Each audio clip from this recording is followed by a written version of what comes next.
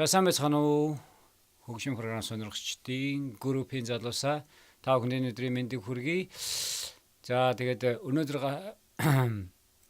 бас нэг гишүүний мань гаргасан постн дээр тулгуурлаад манай бусад гишүүнүүд аль болох чадах чинээгээр хариулахыг бас оролцсон байна. Чимбагийн тавьсан одоо QBS 48,000 Гц 24 битээр хийхээр өнгөн доор болцоход экспорт хийгээд аудио сонсохоор зүгээр байгаад байна. Энэ юуных вэ гэсэн пост байна. За тэгэхээр энэ дээр тулгуурлаад бас урд нь ч гэсэн тавьсан ганц нэг постн дээр тулгуурлаад зарим нэг тодорхойлт буюу нэмэлт тайлбаруудыг хий гэж бодлоо. Бас та бүхэнд тодорхой хэмжээний мэдлэг юм уу одоо мэдлэгийг чинь санд жоохон ч гэсэн нэмэр болох байхаа гэсэн үднэс энэ хөө бичлэгийг хийж байна. За тэгээд энэ дээр бол одоо эхний ялж хамгийн бидний одоо миний хийх энэ видеон дээр бол хамгийн гол нь sample rate-ний тухай маш сайн тайлбарлая гэж бодлоо. Дээр нь бас үйлчлэлийн талаар ганц нэг түүнтэй холбоотойгоор үйлчлэлийн талаар ганц нэг юмнуудыг хэлж өгье гэж бодлоо. За тэгээд ямар ч гэсэн энэ дундаас бол харж байгаад манай гишүүд бол өөрсдөө чадах чинээгээр бол маш олон тайлбаруудыг өгсөн болон сайн тайлбаруудыг хийсэн байна. Та нарын юмнуудыг бол муу гэж байгаа биш шүү. Би зүгээр та нарын хийсэн дээр энэ дээр нэмэрлээд ганц нэг юмнуудыг хэлж өгье гэж бодлоо. За тэгээд хамгийн түрүүнд хэлэх гэж байгаа юм гэвэл хамгийн sample rate тайлбарлахаас өмнө хөглөөний тал дээр бас хөгжимчин хүмүүс мэдчих хаад илүүдэхгүй болов гэж бодоод манайхан бас яг аль хөглөөгөөр хөглөөл зүв бэ? Бас зарим видеонууд дээр харж байхад бол бас хөглөөнүүд нь бол ерөнхий хөглөөнөөс дээр доор байх тийм шинжтэй байдаг. Тэгээд ерөнхийдөө бол дэлхийн стандартад яг концертийн хөглөө бол 440 буюу A4 гэдэг стандартээр явж идэг. A4 буюу одоо A4 дэлхийн одоо нотын хэллэгээр бол A маань бол манай Монголын ля гэдэг нот байгаа. За тэгээд ля нот маань 4-р октавын ля нотон дээр тулгуурлаж A4 буюу 440 Гц-ээр дуурдаг үйлчлэлээр хөглөдөг юм байна. За тэгээд би бас энд нэг жижигхэн юм Logic Pro 10 буюу одоо Logic Pro 10.1 гэдэг хөлбөр дээр та бүхэнд тайлбарлаж үзүүлэх гэж байна.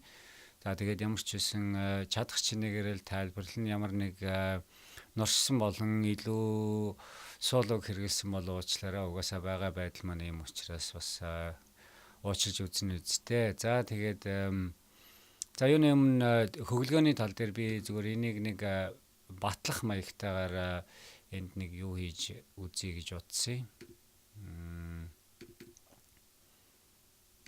За энэ бол Logic өөр дээр нь байдаг test oscillator буюу одоо дууны үүсгэр байгаа. Тэгээд одоо яг энэ дээр тохируулсан байгаа нь бол sine wave гэдэг хэлбэрийн авиг бид нар 440 Гц-дээр дуургаж үзье.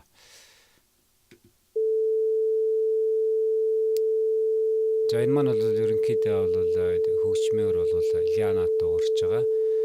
Тэгээд одоо frequency spectrum буюу одоо үйлчлэлийн хүрээнд бол 440 дээр дуурч байна. Та бүхэн дээр анзаарч байгаах. Тэгээ энийг сонгох юм бол энэ дээр нь 440 Гц дээр одоо энэ маань яг дуурч байна.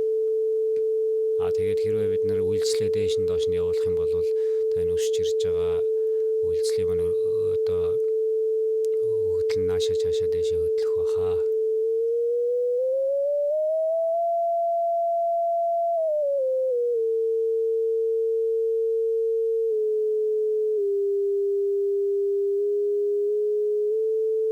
За ингээд энэ бол ля гэдэг нот дуурж байна.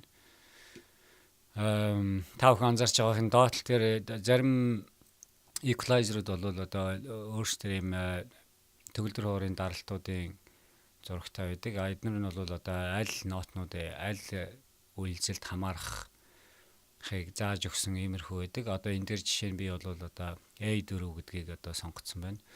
Тэгээд төгөлдөр уур дээр сонсож үзэхэд бол за энийг хаачи.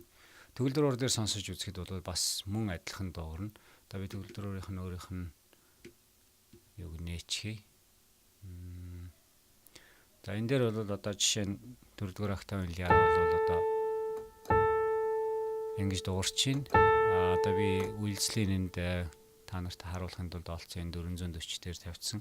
Ля нот маань өөрөө 4-р октавын ля нотны суур үйлсэл нь бол 440 дээр байдаг. Үүнээсээ тэгээд дээшлүүлээд та бүхэн анзарч байгаах маш олон үйлслүүд дагаж босч ирж байгаа. Эдгээр нь бол бас хоорондоо одоо математикийн хэлээр зөв хуваагдах чанартай байдаг ийм үйлслүүд бол цуг босч ирснээрээ одоо бидний чихэнд одоо тархинд бол одоо энэ 4-р октавын ля гэдэг нот дуурч байна гэдгийг биднэрт ойлгуулж өгч байдаг.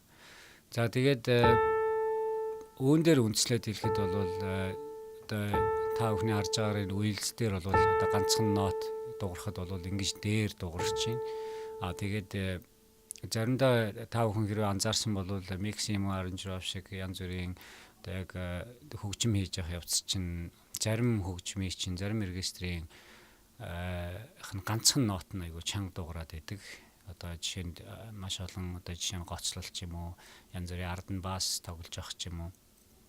Одоо үнийг бол одоо дэлхийн хэлэнд нэг нотны хөгжим буюу одоо ганцхан үйлсэл дээр чанга дуурч идэг. Одоо юу хэлэх гээд байна гэвэл тухайн үйлсэл маань одоо өргөгдсөн тохиолдолд бол ганцхан нот одоо тэр аль үйлсэл дээр тэр үйлсэлтээс хамаарч аль үйлсэл дээр дуурч байгаа нот маань бол чанга дуурч байгаа гэдгийг бол үзүүлсэн хэлбэр байна. Тийм болохоор дараа нь бол энэ дараагийнх нь яг адилхан хөгжим байгаа. Би энэ дээр албаар одоо энэ жишээ нь ми нотны үйлчлэгийг одоо энэ E5 буюу одоо 659 дугаар Герц дээр бол би өндөрлөлтсөн байгаа. Тэгээд хэрвээ та нарт одоо үзүүлээ одоо би одоо аккорд атгаж үзээд тоглож үзүүлээд аль нот нь маш их дуурж байгаа. Одоо энэ бол үндсэндээ ми нот маань одоо нэг явахгүй болдог хэлээд. Ми нот маань өөрөө энэ дуурч байна.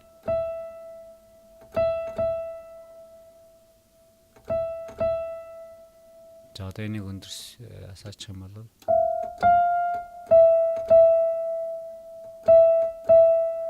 за одоо ингээд олон аккорд цуг тоглох юм бол ганцхан энэ дундаас ми нот маань л ганцаараа цойлж гарч ирж сонсогдох байх.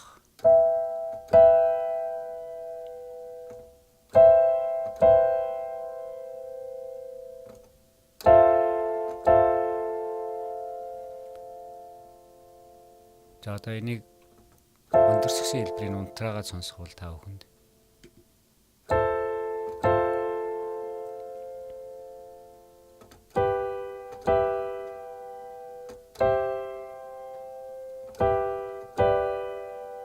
тавсалаа.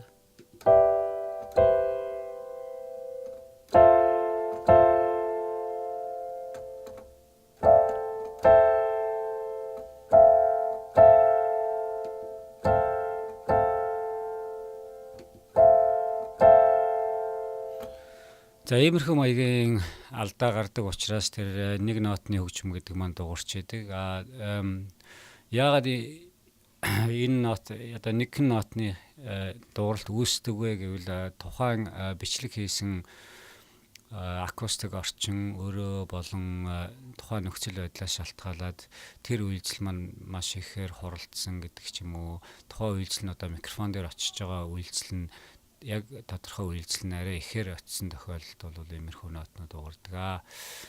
За тэгээд ерөнхийдөө үйлдэл болон зүгээр цухсхан дуртахад үйлдэл болон хөглөгөөний тал дээр бол ийм байгаа шүү. Манайх бол болж өгвөл нэг стандартынхаа хөглөгөөн дээр тогтож байвал дараа нь бас одоо хөгжмийн продюсерүүд болон одоо хөгжим хийдэг залуучууд маань биеийнхээ ямиг авч ашиглах ч юм уу янз бүрийн юм дээр ашиглахад бол маш дөхөмтэй байх байхаа гэж бодож байна. За тэгээд дараагийн хэлэх гэж байгаа юм маань бол одоо sample rate болон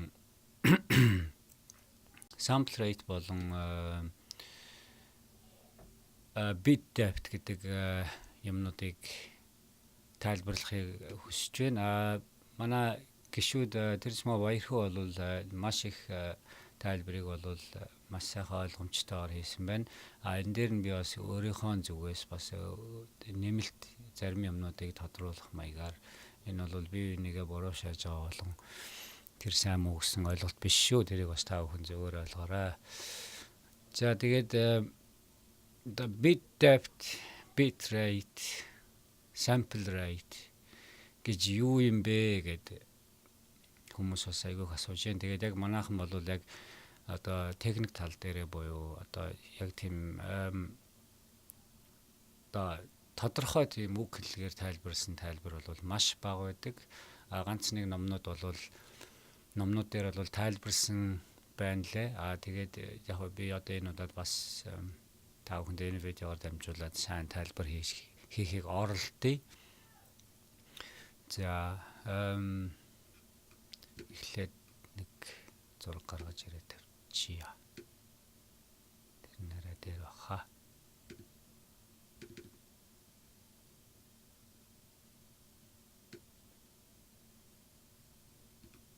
Энэ зураг биш ээ.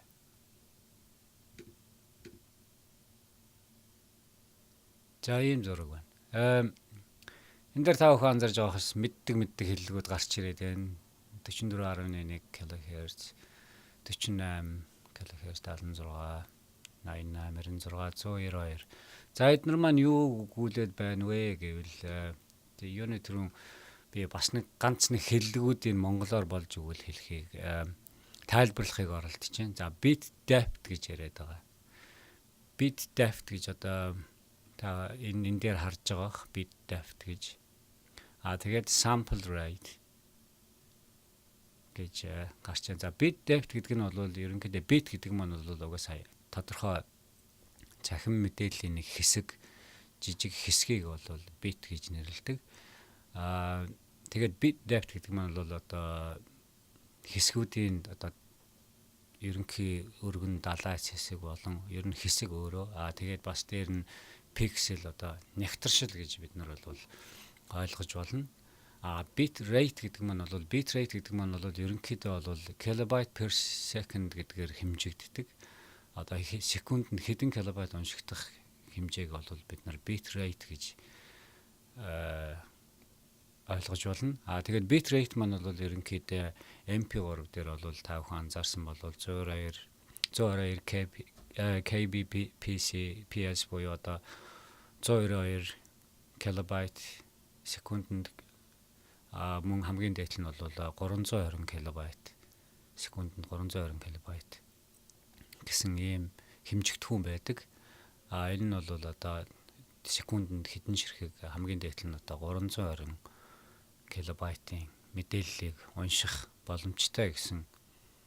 Одоо нэг компьютер маань бол одоо энэ хүү мэдээллийг бид нарт одоо орчуулж өгөх чадварынх нь одоо тэр хэмжигдэхүүн юм байна. Тэгээд sample гэж одоо бид нар маш их ярьдаг. Одоо та бүхэн миний хийж байгаа видеон дээр доор нь өөрсдөө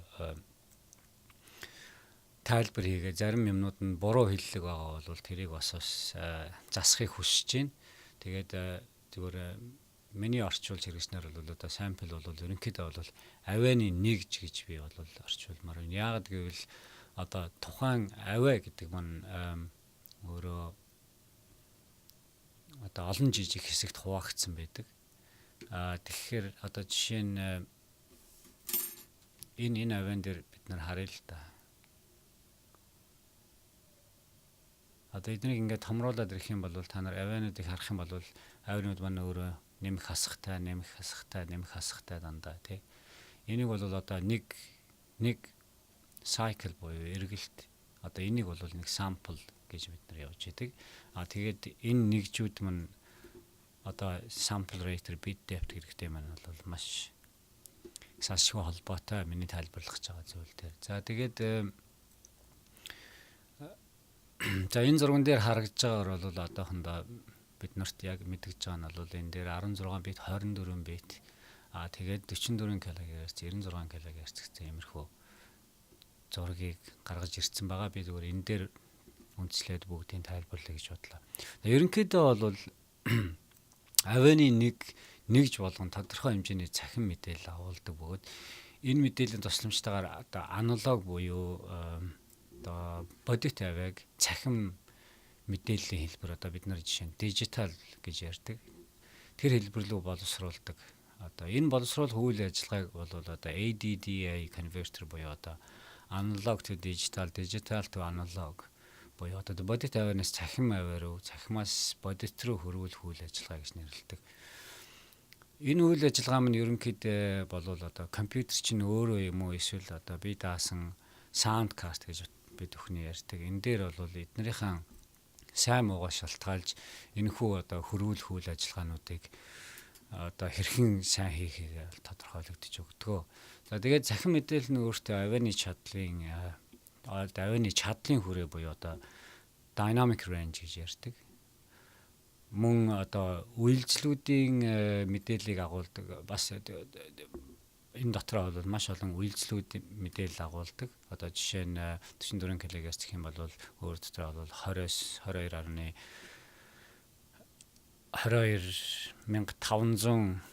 Гц хүртэлх одоо үйлчлийг хамарсан энэ мэдээллүүдийг бол одоо өөр дээрээ хадгалж авч чаддаг. За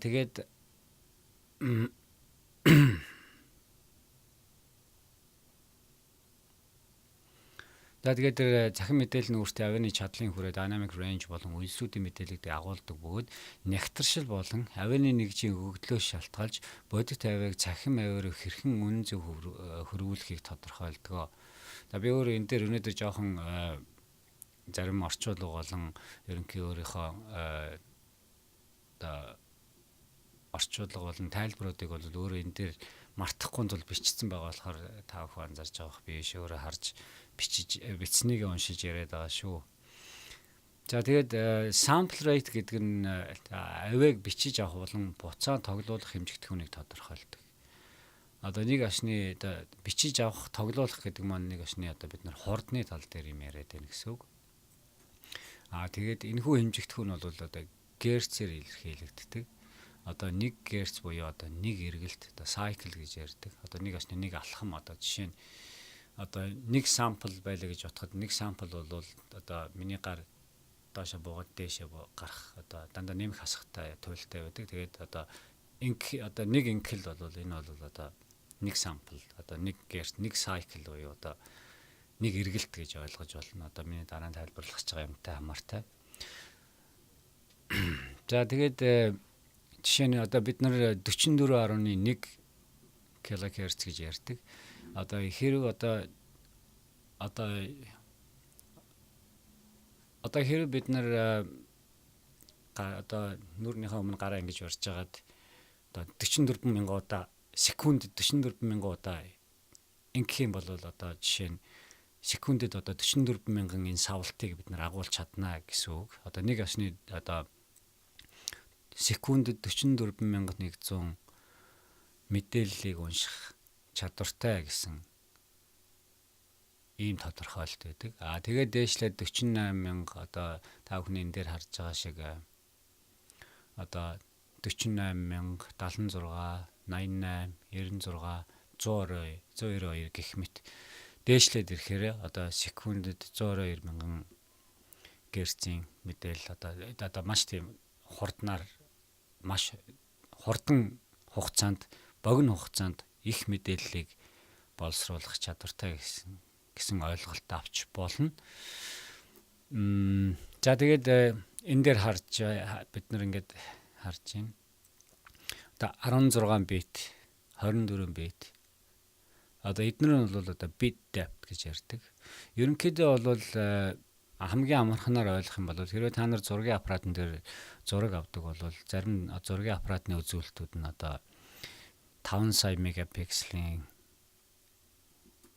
пикселтэй 8 саятай 12 саятай одоо тэгэл мегапиксел маань одоо пиксел маань өөрөө ихсэх тусам одоо нэг ашны нягтршил маань ихсэх тусам одоо зураг маань өөрөө чанартай гардаг. Яг тэрнтэй адилхан одоо аналог авиаг маань одоо тэр бодит авиаг маань одоо цахим хэлбэрлүү шилжүүлэхдээ одоо энэ улаан зураасыг одоо яг бодит аналог авъя гэж бодъё л да сампл.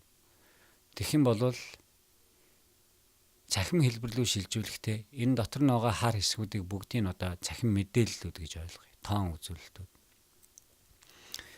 Бидний цаанаас өгөгдсөн хэлбэрээр 16 бит гэх юм бол 16 бит 44 герцээр гэх юм бол иймэрхүү хэмжээний одоо нэг осны тодорхой энэ самплыг маань ингэж хуваагаад цаана тэр цагаанаар үлдчихэж байгаа улаан дотроо цагаанаар үлдчихэж байгаа энэ мэдээллүүд маань биднэрт эргэж ирэхгүйгээр алга болж байна гэсэн.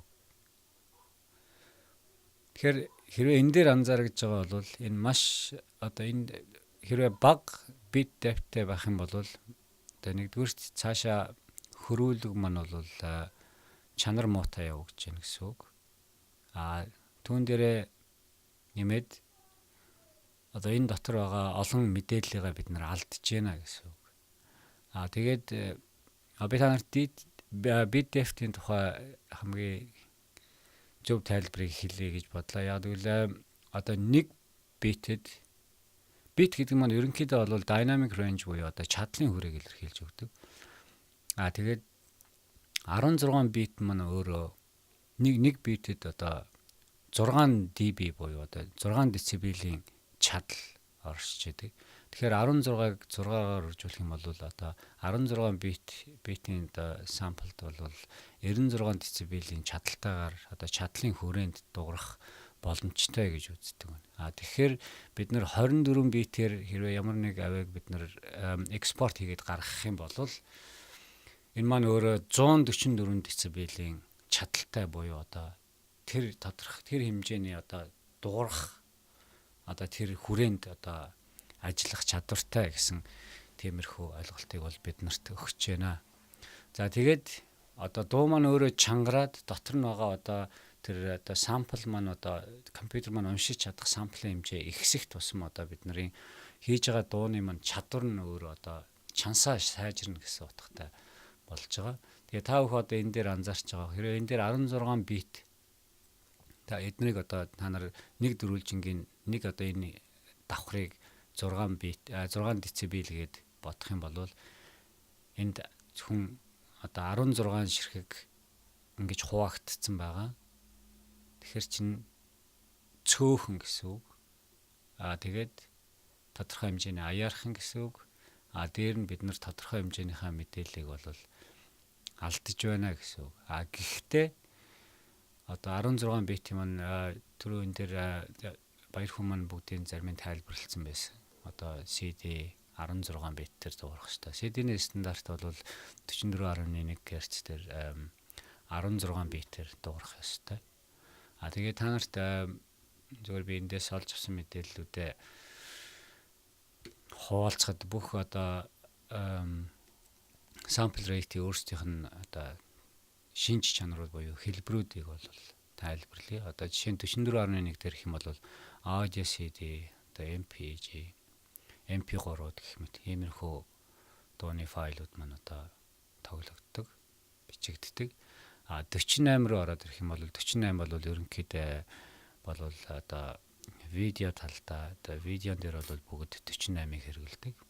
Тэгээд эдгээр нь бол одоо нөгөө frame per rate буюу одоо манайхнаар бол кадр гэж ярьдаг. Одоо тодорхой кадрууд секундэд одоо яг түрүүний 44.1 44 мянган мэдээлэл 1 секунд гэдэгтэй адилхан бас одоо 25 кадр 1 секундэд гэх иймэрхүү маягаараа бол иймэрхүү утгаараа одоо 29 30 кадр 1 секундэд гэх утгаараа 48 мянган герц маань бол одоо аудионд маш их өргөнөөр хэрэгэлдэг гэж угаасаа хамгийн доотлын хэрэглэгдэх хэмжээ бол 48 мянгаар байгаа. За тэгээд дээшлээд 88200 одоо 88000 гэж ярьдаг. Энийг бол бас CD-н дээр хэрэглэх боломжтой. Яагаад гэвэл энэ маань бол одоо 2 дахин ихсгсэн 44.1-ийн маань 2 дахин ихсгсэн хэлбэр учраас энийг бол бид нар бас CD-н дээр хэрэглэх боломжтой. Түүнтэй мөн адилханаар 96 Гц бол одоо 48-ын 2 дахин ихсгсэн хувилбар учраас нэгдүгээрт бол чанарын хувьд бол мэдээж 96000 гэдэг маань бол одоо секундэд маш их тоо энэ бол маш их мэдээллийг хадгалж байгаа. Тийм учраас одоо 96 гэх одоо энэ sample rate-ийг бол одоо DVD, Blu-ray, одоо high definition өндөр чанарын ийм видеонууд дээр бид нар ашиглах боломжтой байдаг. Тэгээд цаашаа одоо 192 гэдэг юм бол одоо маш өндөр ultra high definition гэх юм уу, ерөнхийдөө бол одоо хамгийн өндөр professional төвшөнд одоо мэрэгжлийн дуу хөгжмийн төвшөнд бол 122 дээр бичдэг. Гэхдээ бол одоо яг хүний чихэнд бол хүрх одоо тэр их мэдээллүүд нь бол маш одоо бага гэж ойлгож болно. Яагаад гэвэл хүний хувьд бол одоо 48 Hz дээр бол авсан мэдээллүүд бол бүрэн одоо бүх утгаараа хүрэх боломжтой. Цаашлаад 192 гэх юм бол одоо бидний чих бол тэрийг бол хүлээж авах чадвар нь бага, мөн одоо хүлээж авах шаардлага байхгүй. Тэр бол зөвхөн одоо компьютерийн өөрийнх нь одоо математик талынх нь одоо хөрвүүлж гаргаж байгаа энэ үзүүлэлтүүд юм аа. За тэгээд ерөнхийдөө одоо энэ 16 бит одоо resolution одоо pixel одоо энэ нэгтрал гэдэг маань бол одоо ерөнхийдөө яг тоон үзүүлэлтээр бол одоо 65500-аад байт 500 байт гэж ярьдаг. Тэр мэдээллийг бол хадгалж чаддаг байхад бол 24 бит маань өөрөө одоо 16 сая 777 мянган мэдээллийг одоо тэр байтын мэдээллийг бол хадгалах боломжтой. Тийм болохоор зүгээр та нар өөрсдөө дотор хар ухаанаар бодоод үзэхэд бол одоо 24 битээр гаргасан 48-аар ч юм уу 96-аар бичсэн энэ дуу авианууд маань бол одоо маш зөв хэлбэрээр бид нарт орчуулагдж одоо энэ төр дотор дижитал хэлбэрээр хөрвүүлэгдэж ирээд бид нарт чихэн сонсогч байгаа нь бол одоо яг анхныхаа гарсан аналог тэр бодит авианыхаа хэлбэрийг бол одоо яг 100% биш юм ахэд бол доор аяж бол нэг 90% юм хувьтайгаар бол бидний чихэнд хүрэж байгаа юм байна. За ерөнхийдөө бол sample rate-ийн хувьд бол иймэрхүү байна. Тэгээд энэ бичсэн пост дээрээс харахад бол Жимба маань зарим юу н өнгөн өөр доор болцгоо ч юм уу юу н одоо темп нь удааширчлаа ч гэдэг юм уу тиймэрхүү байгаа. Яагаад гэвэл одоо миний тайлбарсан дээр үндслээд хэлэхэд бол одоо жишээ нь 44.1 дээр бичсэн юмыг 48 дээр уншуулахад бол ялтчгүй одоо удаашир сонсогдно. Юу лээ? Удаашир сонсогдно. Тийм байна. Тэгээд хурдл сонсогдно уучлаарай. Тэгээд 48-ыг одоо эсрэгээр игвэл 48-ыг одоо 48 ГГц-ээр бичсэн авиаг 44.1 ГГц дээр хийж байгаа прожектор уншуулах юм бол одоо удаа явна гэсэн иймэрхүү ойлголтод байгаа. Тэгээд ерөнхийдөө бол компьютер болон саунд картныхаа sample rate-ийг хооронд нь нэгтгээгүй буюу одоо sync хийнэ гэж ярьдаг. Манайх одоо орсоор бол synchronization гэдэг юм уу тий шууд одоо хооронд нь нийцэх байдлыг нь бол одоо нэг талаас нь шийдэж өгч байгаа. Хоёулаа хоорондоо нийцээгүй тохиолдол бол одоо дунд нь үл ойлголцох байдлаараа тэд нар маань одоо бидний хийсэн авианууд маань бол буруу дуурч одоо зарим нь одоо өнгөн дээр доор дуурах юм уу эсвэл хурдан удаан гэх мэт дуурдаг иймэрхүү талууд байгаа. Тийм болохоор одоо жишээ нь миний өөрийн хэрэгжилж байгаа саунд картны хувьд бол одоо би харуулъя л да. Саунд картны хувьд бол одоо энэ дээр бол sample rate-ийг бол 44.1-ээр өгсөн байна. Хэрвээ би хүсэх юм бол эндээс өөрөө сонгочих болно. Гэвч одоо би өөрийнхөө хийж байгаа хөгжмийн програм дээр анханасаа sample rate хэд гэж өгсөн байна. Тэрийг өөрөө автоматар одоо саунд картныхаа sample rate-ийг автоматар солих тийм бас сонголтууд болон тохиргоонууд байдаг.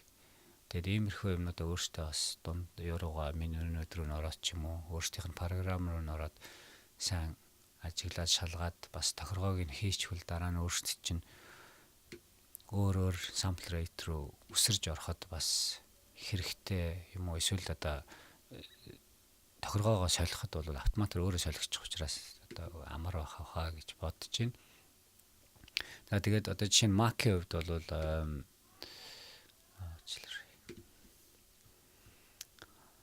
хэрвээ Mac-тай хүмүүс байгаа бол Mac-ийн хувьд бол бид нар audio MIDI setup гэдэг рүүгээ орох юм бол энэ дээр бол бид нар маш олон мэдээллийг болон одоо тэр формат sample rate-уудыг бол солих боломжтой. Одоо жишээ нь гэх юм бол энэ саунд карт бол хамгийн дээд нь 48,000 Гц-ийн sample rate-ийн чадaltaй байхад одоо зарим өөр орох юм бол эдгээр нь 96 таач байх жишээтэй ч юм уу. Тэг ингээд өөр ингэсэн одоо брэндүүд болон өөрсдийнхөө хийцээсээ шалтгаалаад чанарын ялгаанаас шалтгаалаад эдгээр өөрийн sample rate-тэй байдаг. За тэгээд маш үнэтэй болон ерөнхийдөө том мэрэгжлийн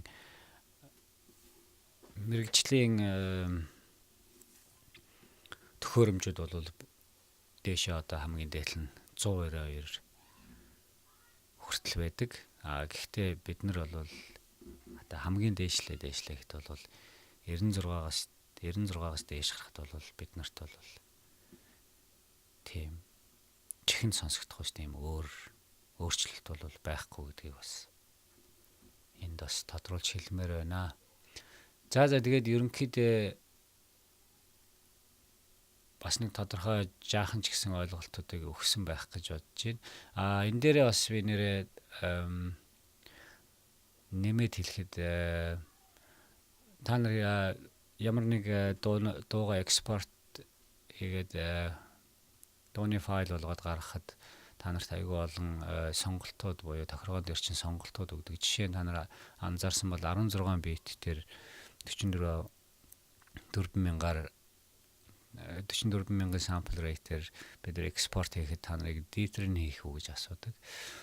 Dithering гэдэг маань бол ерөнхийдөө зүгээр хар утгаар ойлгоход бол одоо бидний энэ алдаж байгаа энэ цагаан энэ зайнуудыг одоо компьютер маань өөрөөсөө чимээ ялгаруулад одоо нэг ашны үлдэж байгаа хэсгүүдийн маань одоо бүглэх маягаар одоо жишээ нь хар утгаар ярих юм бол би саяханаас өөр хүмүүс тайлбарлаж байсан. Хэрвээ энэ дөрвөлчин бол одоо ингээд топын өртсөн байлаа гэж бодоход бид нар гадуур нь ингээд ерөнхий гэр гаргацсан байхад энэ жижиг зайнуудыг бол одоо элсээр дүүргэж өгнө гэж тооцоолоход тэр элс маань өөрөө одоо dithering буюу одоо тэр цаанаас компьютераас өөрөөс нь гаргаж байдаг тэр чимээ гэд нар энэ дундуур нь нөхөж хийгээд ерөнхийдөө бол одоо dynamic range буюу одоо алдсан тэр чадлынхаа хэсгүүдийг бол буцааж нөхөж авдаг. Хэрвээ та нар анзаарсан бол 24 битээр та нар экспорт хийх юм бол тэрэн дээр бол dithering гэсэн сонголт бол байдгүй. Яагаад гэвэл эдгээр бол тодорхой dithering хэрэггүйгээр тодорхой хэмжээний бүх мэдээллүүдийг бол хамгийн одоо чадах чинээгээрээ буюу хамгийн чадах төвшнгөөрөө буцаага цахим хэлбэрлэл нь хөрвүүлж чаддаг учраас 24 битэд бол dithering хийх бол шаардлага байдгүй. За тэгээд дахиад ямар ч хэсэг энэ асуултуудыг хараадахыг. Би дээр Чумбатай ярьж байгаад хэлэгчээс юм буруу ойлгоод одоо жишээ нь 96,000 Гц-ээр бичсэн sample юм уу дууг 44,000 Гц дээр бичсэн прожектоор нэгээ зүгээр ажилуулж болно гэд хэлсэн байсан. Өнөөдөр бодож байхнаа хэрвээ 96-аас шууд 44.1 дээр ажилуулвал үнэхээр маш том ялгаа мэдэгдэнэ. Тэр бол буруу. Тэгээд 48-аас 90 одоо 48-аас 41 рүү 44 рүү явах юм бол том ялгаа мэддэхгүй ч гэсэн яг ерөнхийдөө бол жижиг ялгаанууд бол хүнд мэддэхүйс жижигхэн ялгаанууд бол гардаг. Тийм учраас болж игэл одоо sample rate-үүдээ бүгдийг одоо бие хооронд нь нийцүүлэх буюу одоо адилсгах хэлбэрээр тэгээд дээр нь нэмж хэлэхэд бол ер нь одоо конвертер буюу одоо хөрвүүлэгчүүд гэж байдаг. Тэр 96 дээр бичигдсэн файлыг 44 юм уу 48 болгож доош нь өөрөөр шилжүүлдэг. Тэгэхэд бол мэдээж бид нар их sample rate-ээр бичсэн юмыг бол хасаад доошоо болгож болно. Харин бид нар 44 хамгийн бага 16 бит хэлбэрээр нь бичсэн юмыг 96 болгоно гэдэг бол ерөнхийдөө бол математикийн хувьд ч гэсэн компьютерийн хувьд ч гэсэн одоо зүгээр яаж ч утсан маш буруу ойлголтоос гадна энэ бол байж болцсогүй. Одоо энэ дээр бид нар ямар нэг компьютерийн цахим илүү мэдээлэл орж ирж одоо ямар ч байсан яг цэвэр дуу гэдэг утгаараа биш, илүү дутуу үйлчлүүд болон илүү дутуу мэдээллийг оруулж ирж тухайн одоо дууны маань шинж чанарыг алдуулах боломжтой юм уу, эсвэл одоо чанарыг муу болгох боломжтой учраас тэр бол тийм сонголт байдгүй шүү гэж хэлмээр байна. За тэгээд одоо бас та бүхнээс нэг уучлалт хүсэхэд би ямар ч өөрийнхөө хийж байгаа энэ видеонууд дээр бол Cubase дээр ягаад ч байх вэ те ер нь хийж чадахгүй байгаа. Ягаад гэвэл би Cubase-ийг хэрэглэдэггүй. Гэхдээ ерөнхийдөө бол ихэнх програмнууд маань бол ажиллах зарчмууд болон ерөнхий ойлголтууд нь адилхан шүү. Харагдж байгаа байдлууд л ондоо хөгжмийнх нь регистрүүд л ондоо болохоос. Тийм болохоор бас иймэрхүү юм дээр уучлалт хүсэж байна. Хүлээж аваарай. За тэгээд ерөнхийдөө группийнхандаа бүгд нь баярлалаа. Тэгээд бас би үүндээ ингэж хэрэгтэй мэдээллүүдийг дор нь хүргэж нэгээ хэцүү үед нь дэмжиж явдагт нь группийнхандаа маш их баярлалаа шүү. За тэгээд өнөөдрийн видеогоо дуусгая. Энэ видео маань та нарт бас тодорхой хэмжээний мэдээлэл болон мэдгийг өгсөн байх гэдэгт найдаж байна. За баярлалаа.